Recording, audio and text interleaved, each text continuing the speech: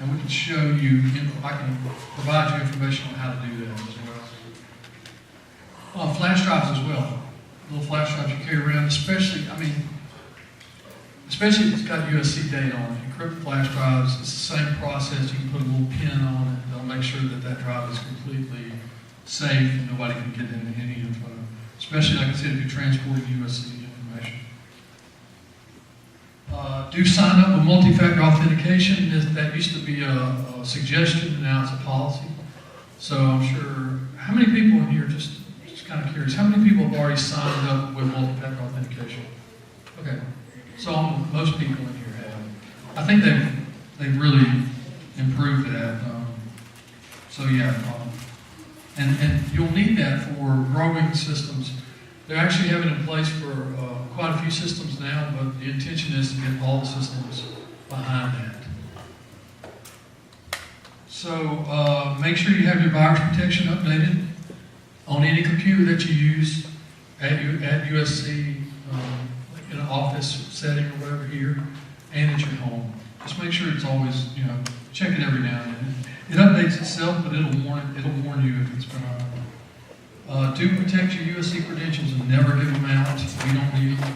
Nobody here on campus needs them. Yeah. So, first, when we encrypt our USB drive, do we either Google it or do we use the USB directions on how to do that? Because I didn't know that was possible. Yeah, you can do either one. Pretty much the info that I'm going to send you is the same thing you find anywhere. So you do it, okay. Yeah. So Yeah. I just wanted to know if I didn't know that you were able to encrypt the USB drive, put a password in. If I asked what are the steps to do that, so you will send that information. Yeah. Okay. I can send it to the listener. Okay. All I'm sure a lot of you guys. Another question to curiosity: how many of you guys use encryption now? Okay, that's about what I expected. That's kind of the way that it's being implemented. Some people know all about it and do it all the time. Some people don't have a clue that what it even is. I say it's especially important because we deal with USB information or student information and research things like that. Yeah. Because Pretty much anything that really, the policy is, so there's 4 levels in data here at the university. One is public, and pretty much anything above public has to be stored on USC resources and has to be encrypted. Those are compliance policies that we are supposed to be in effect. So yeah, I'd suggest doing it. I mean, like I said, if you learn how to do it, it's actually pretty easy. You won't even notice the difference between your computers. So, it's just a good idea. Let's see, make sure that you log off of any computers that you use in the office when you're working at Hamilton. Make sure that you do take security seriously. It's amazing how much it's grown. It's a pretty big deal now. And the unfortunate thing is, typically you don't realize how big a deal it is until something's happened. I've been in situations in the last 10 years where I faced hacks, and it just changes your outlook. I mean, it's not something you should take lightly. So let's see. Okay, let's talk about the resources. So in Hamilton, you have there's 3 conference rooms there, 2 lab. Well, you have 1 main lab. So in those conference rooms, you guys can actually reserve if you have some meetings. Just make sure that you do it through our staff. If you go down to the first floor, they can help you find a conference room at a particular time. We've got 3 of those that are used quite often, but it's available to you guys. The MSW lab is in the first floor of Hamilton. Second floor of Hamilton. It's got about 19 computers there. There's a Xerox machine.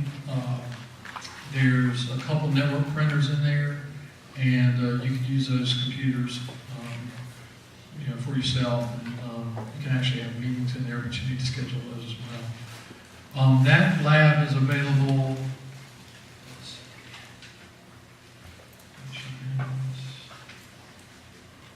Okay, it's available Monday through Thursday, 7:30 a.m. to 10 p.m. Friday 7:30 to 6 p.m. and Saturday 8 a.m. to 5 p.m. And you know, you can access those buildings with your Carolina card. There's a little swipe thing here. So let's see. I think that's so long. I think Rob ended early. So let's do some questions and answers. Anybody have any questions? There's a lot of stuff here that I'm just talking about a little bit of it, but we can talk about anything that you want. Back here in the back. I've been receiving messages on my email saying that my email account has been breached, and I received like several of those messages. Yeah. So I don't know if that's coming from you all or if it's coming from an outside hacker or vendor. It's outside. So how do we report that from that email account? So, okay, that's a good question. There's actually an email account that USC monitors, official USC account that gets tons of emails. If you ever see anything questionable, you can forward that email to, and I'll send you this as well, an email called phishing@mailbox.sc.edu. So those are phishing attempts. They're trying to get you to use your credentials, which UTS will never send out notices if your account's been breached. They'll just turn it off. And then you'll call them and say, my email's not working. But they'll never send you anything out like that. So, and we get those, that's probably the biggest one we get. So just ignore any of those. Anything that tells you your email account's being shut off in 10 days or you're out of space or, just ignore those. Because they never need to validate. You guys come in internally and you're part of our system, so you're already a validated user. We can find all kind of information about you. We don't need to ask you anything. So, okay, right here. If we're graduate assistants, will we get like an mailbox account or will we just be like our email? Okay, so she was asking a question if she becomes a staff or faculty or whatever, or is a GA. Will you have another email account? That's actually a good question as well, because yes, you will, and that's actually a really confusing thing. So you'll have a whatever @email.sc.edu account and a mailbox.sc.edu account. That all originated from some purchasing stuff that the university was doing. It was cheaper to do the email accounts. So you will have both, and they're not connected in any way currently. They're in the process of connecting those two. I don't even know why they have to. But anyway, so you'll have to check both of those. And just remember, if you do have both, which I have both as well, to remember the context. If you're getting an email from one, it's not a big deal because it's all internal to USC, but people respond differently to this shouldn't be the case, but they do. They do it with me. Whether or not I'm using one email or the other for whatever thing I'm doing. Okay? Right. Yeah. So for folks who have been at other USC campuses in the past for our undergrad degrees, I still have email that way, and so I'm trying to figure out how that's going to work when, So if you guys didn't hear, so she's from another campus for her undergraduate degree, and she's transferring here, and they have their own email at a lot of the regional campuses. So what will happen is eventually your regional campus email address will be forwarded to your USC email address. Now, the bad thing is they don't really tell you when that's going to happen. So one day it'll just stop. And they won't give you a schedule or anything like that. So one day it'll just stop, and you'll have to call UTS. And so just keep in mind if that does happen, that could be the case. But if it works correctly, it'll flawlessly go over, and you won't even know it except for your email will change when people email you incoming. So that's kind of still the same password, yeah. And what traditionally happens is the outgoing email address will be your new one, And you'll still get stuff from the old one as well, so it's a little confusing at first. Anybody else? Okay. All right, so we're glad to have you here. Biggest things that I just want to impart is take advantage of UTS, their support and their services. We're available for anything you guys have in the building. Make sure you're secure and practice security. And congratulations, and we're glad to have you aboard. My office is in 114 in Hamilton, Sound Basement. And my phone number, all of our IT phone numbers and emails are on the website as well. So if you go to cosw.sc.edu, there's a directory, a staff directory, you can find all the information there. All right, well, thank you. Appreciate it.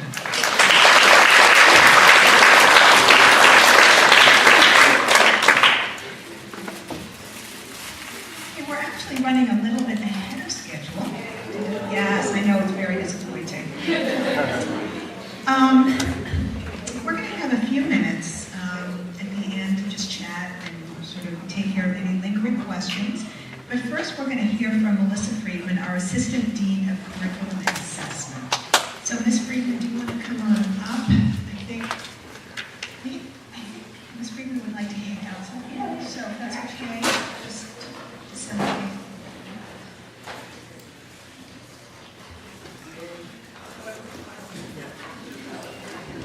So just by way of introduction, we take assessment and assessment of the curriculum very seriously here. And so we have an assistant dean who is devoted to that. So Ms. Melissa. Hello, welcome, good afternoon. So this will be short, but do want to emphasize the importance of this. So coming around will be an evaluation tool from today. So I want to talk to you just a little bit about why we complete assessments and evaluations in the program. And the first is that it's required for our accreditation. There are a couple of courses throughout your matriculation in the program that you'll be required to complete a survey that we will submit the results on an annual basis to our accrediting body. Just one, it's two-sided. We routinely collect, and today is the first day of doing so. We certainly do welcome your feedback. I'm sure you've heard this today, but I'll reinforce. We do welcome your feedback. We want to hear from you. You have a voice, and we want you to use your voice. Some of the other ways that you'll participate in the assessment and evaluation process are through course evaluations. Those will usually be conducted at the end of the term. And you'll have some time and an opportunity to talk about the course, the instructor of the course, and sort of what worked and maybe didn't work in the course. The Learning Environment Survey, which is what we refer to as the implicit curriculum. So it's everything outside of the course. It's kind of the environment that everything happens. The student self-assessment is the assessment that we use for our accrediting body. Some of you may have an opportunity to participate on college of social work committees. That also is an opportunity to provide feedback. And then any other surveys that we may conduct as a means to collect information from you. I guess that's it. Any questions? If you all will take a few minutes and complete the survey. The first part of the survey asks about today's event. The second part of the survey is for us to get to know you a little bit, and we want to know a little bit about your academic plans and your career plans. Yes? Yes. Could you speak a little bit about the CSWE accreditation, the importance of it, the purpose of it, and what the benefits are to us as students? Sure. Simply put, if we're not accredited, we don't exist. You don't have a degree program, you won't have a diploma. That is the most simplest form. So there's a national body that accredits all programs of social work, and we were just accredited a few years ago, and we're accredited actually through 2024. Thank you. Sure. Any other questions? Yeah, I'm going to collect them today.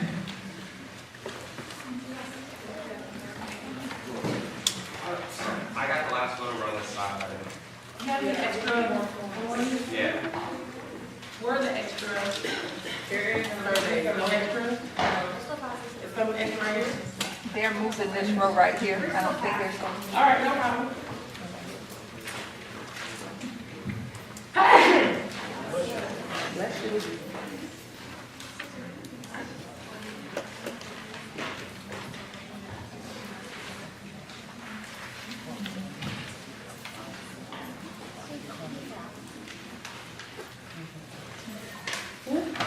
There are 13 students over here. We have to be So, after we graduate, will there be available resources for us on how to become a clinical social worker if that's what we desire, or like what is needed in order to become licensed? You know, just like will there be some available resources like practice exam sites or something such as that? I mean, or more. Okay. Earlier in the presentation, I assume you all covered licensure, and that we cannot guarantee that graduating from our program will allow you to take the licensure exam in any state. But what we do, because we have to under the SARA agreement, what we do have are links on the Office of the Provost site, and one of those is the ASWB link. It's the main link that you'll find. And if you click on that, it will lead you to all 50 states listed and the requirements for licensure. What we can say is that graduating from our program may make you eligible for licensure. In South Carolina, and you all covered this earlier, each state has its own regulations for licensure and certification. In South Carolina, there are 2 levels of clinical licensure, which is what you're asking about. The highest level requires specific courses and credit hours to be completed.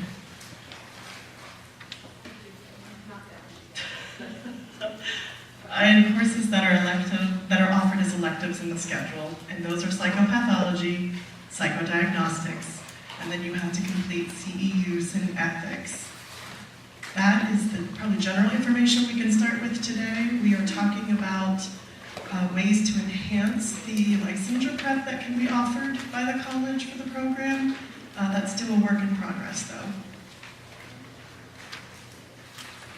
But this is the first time that you'll hear about it. This is The first time only that you'll hear about this, meaning that there will be many, many other conversations and opportunities for you to get more specific information. We are obviously very concerned that our graduates be eligible for and be able to pass all licensing requirements. So I apologize, this is just sort of a brief introduction, you will hear a lot more. Okay? specific requirements on the program.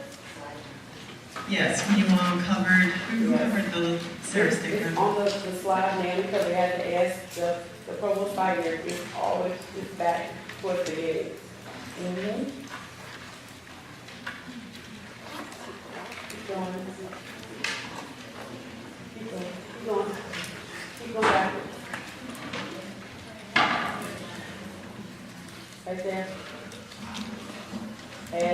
Yes, the link, the Office of the Provost, the Academic Programs Professional Licensure, when you go to that website, you will enter social work. It will bring up ESW and MSW options, and there will be a link that reads, there's two links, one for South Carolina and one for all other states. The all other states will take you to the ASWB site. I wanted to follow up on the question about resources.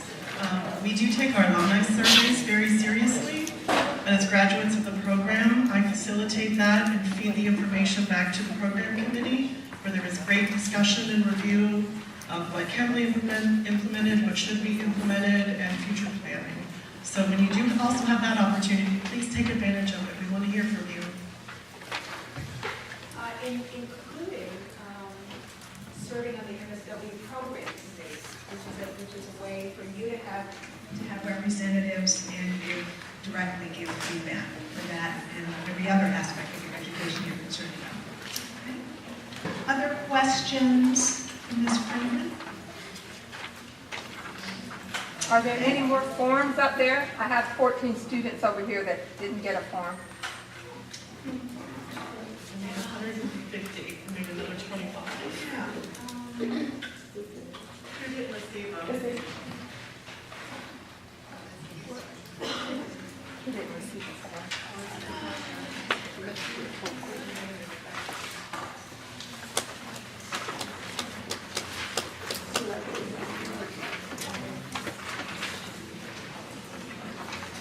We're just chatting about how we can get you the copies, what we can do with this building. You just write the name down, you know, is that okay?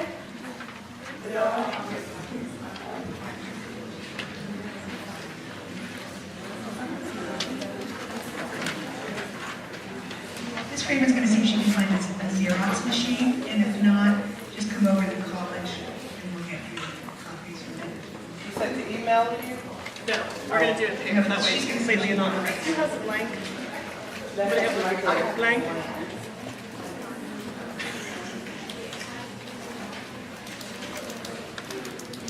A blank survey? I'm sorry. So No, I we need are a blank. nearing Great, thank you. Thoughts, questions, comments, anything at all? Yes, ma'am? But like, how do you, as a worker, keep work at work and not just a simple question? So the question, I meant easy questions. So the question was how you keep work at work and home at home, how you separate. And I can give you my own thoughts. I'm sure you are ready. You're all professionals of one kind or another, and there are probably a lot of different answers. We talk about the notion of self-care, right? And so I think the very first thing, and this is just my own view about it, is recognizing that you have to keep some way of maintaining yourself through self-care. You know, whether it's through exercise, whether it's through sort of spiritual beliefs, whatever it is that feeds you outside of your work. How about folks out there? Anyone have any experience that you want to share? Yeah, how do you? In the beginning, you're excited about it, so you might think about cases, but as you continue to gain experience and realize how tired you are, you will learn how to separate it. You're talking about psychic separation. Yeah, yes. So it is a psychic separation, but also, I think, an absolutely concerted effort to do things that feed your soul and your body, whatever that is, whether it's going to the gym or religious observance or your relationships, whatever it is. And I think the first thing is to have a conscious understanding that it's important. But you know what? Raise that question to your colleagues in your classes, in your field seminar. It's a great place to talk about things like that. So it's a great question. So in 2 years, you'll let us know. Okay. Other thoughts? Right Here? And is that okay? Over here? Yeah.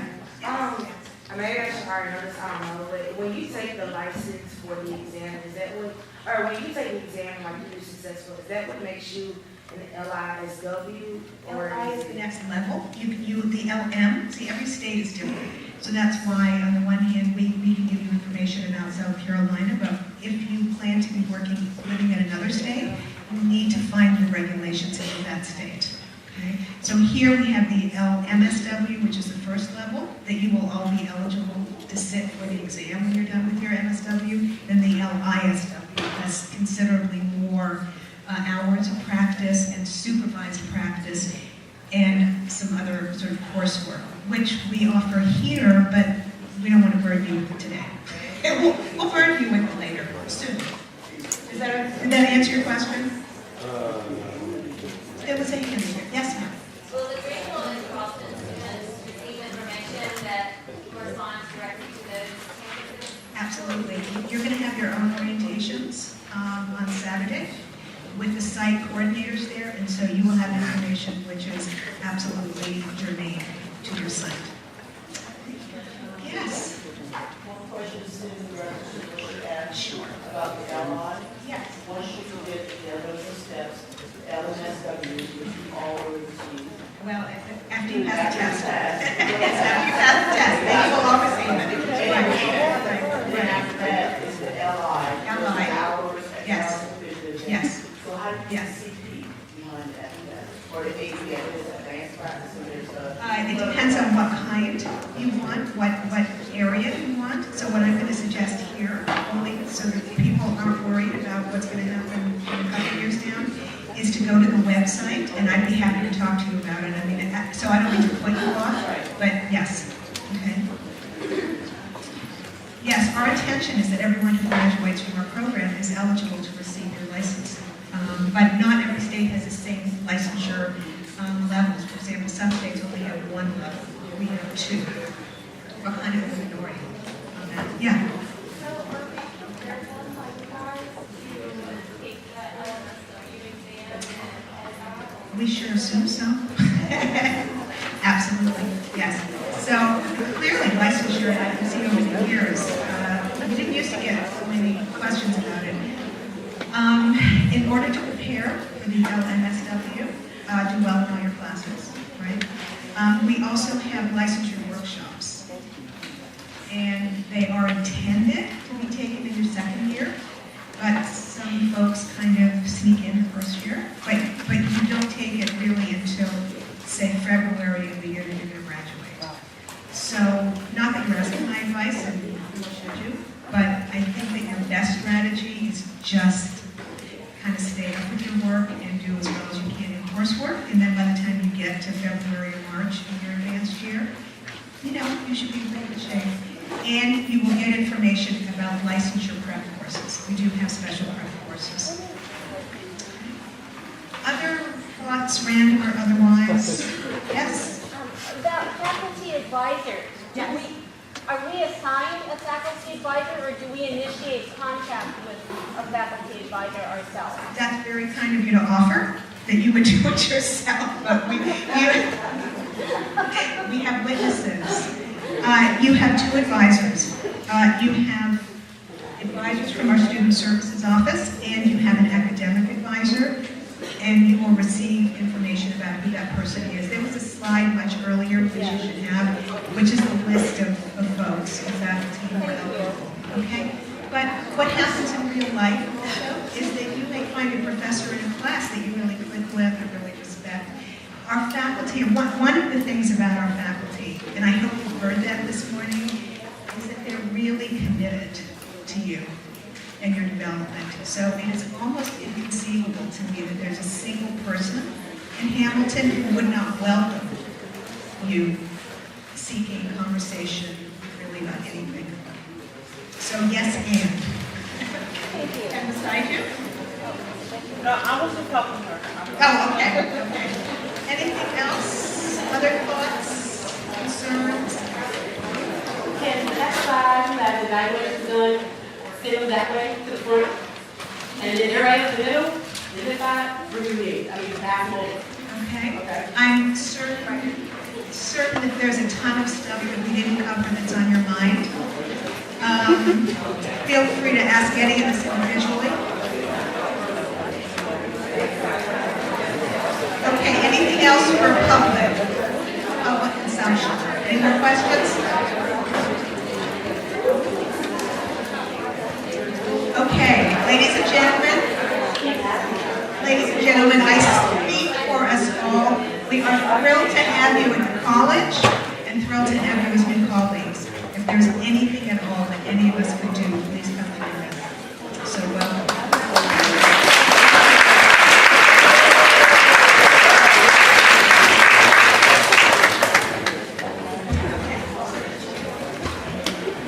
Really quick before we dismiss the rest of you and only keep the graduate assistants here, does anyone need a change of address form? You did not yet give the College of Social Work your local address.